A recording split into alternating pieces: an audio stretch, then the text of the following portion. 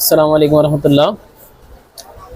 গণ অধিকার পরিষদের আহ্বায়ক নুরুল হক নূর কিভাবে পোল্টে নিতে পারেন ওনাকে না দেখলে বোঝা যাবে না।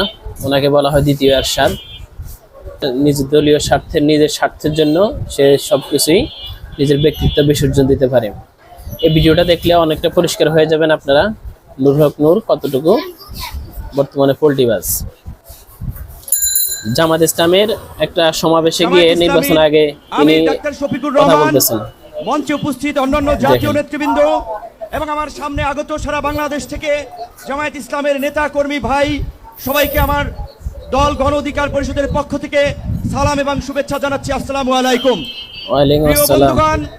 আপনাদেরকে একটি কথা স্মরণ করিয়ে দিতে চাই, আপনারা যদি ইসলামী রাজনীতি করেন, ইসলামী মূল্যবোধকে সামনে রেখে কথা বলেন, নিশ্চয়ই আপনারা জানেন আল্লাহ তাআলা মানুষকে ধন সম্পদ এবং ক্ষমতা দিয়ে এবং নিয়ে পরীক্ষা করে। গত 16 বছরে আমাদের কাছ থেকে আল্লাহ তাআলা নিয়েছেন, আমাদের ধৈর্যের পরীক্ষা নিয়েছেন। আমরা সেই পরীক্ষায় উত্তীর্ণ হয়েছি বলেই আমাদেরকে এই রহমতের জুলাই উপহার দিয়েছিলেন। সেই জুলাইয়ে আমরা বাংলাদেশের মানুষের উপরে চেপে থাকা দৈত্য দানবের মতো 16 বছরের ফাঁসিবাদকে পরাজিত করেছি। কিন্তু আমরা ওই যে আপনার হাদিসে আছে, বিপদ কেটে গেলে মানুষ উৎফুল্ল হয়, অহংকারী হয়। তাই আমরা দেখতে পাচ্ছি এই গণ অভ্যুত্থানে আমাদের অংশীজনেরা মজলুম রাজকে উৎফুল্ল অহংকারী হয়ে জালিম হয়ে উঠছে। আজকে যেটা নুরুল হক নূর নিজেই অহংকারী হয়ে গেছে, সীমা লঙ্ঘন করি সেটাই কিছুদিন আগে সে বলেছিল।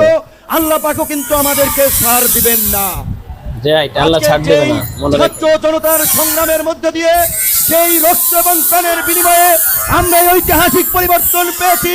এই পরিবর্তনকে টেকসই করার জন্য আজকে বাংলাদেশের মানুষ যে শাসনতান্ত্রিক এবং সরকার ব্যবস্থার পরিবর্তনের আওয়াজ উঠিয়েছে, সরকারকে বলতে চাই সেই শাসনতান্ত্রিক ব্যবস্থার মৌলিক পরিবর্তন না করে আপনারা নির্বাচনের দিকে হাঁটবেন না।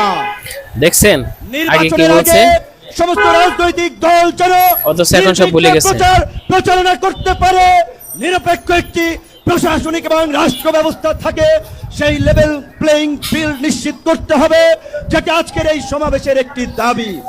একই সাথে আমরা বলতে চাই, গত এই 11 মাস ধরে স্থানীয় সরকারের কোনো জনপ্রতিনিধি নাই, মানুষের একটা চরম ভোগান্তি।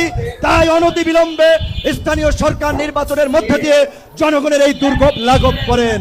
দেখছেন এখন স্থানীয় সরকার নির্বাচনের কথা বলতেছেন না, সে এখন সরকারে আছে, একজন প্রতিমন্ত্রী। আমিও তার সাথে একাত্মতা পোষণ করে বলতে চাই, অনেকেই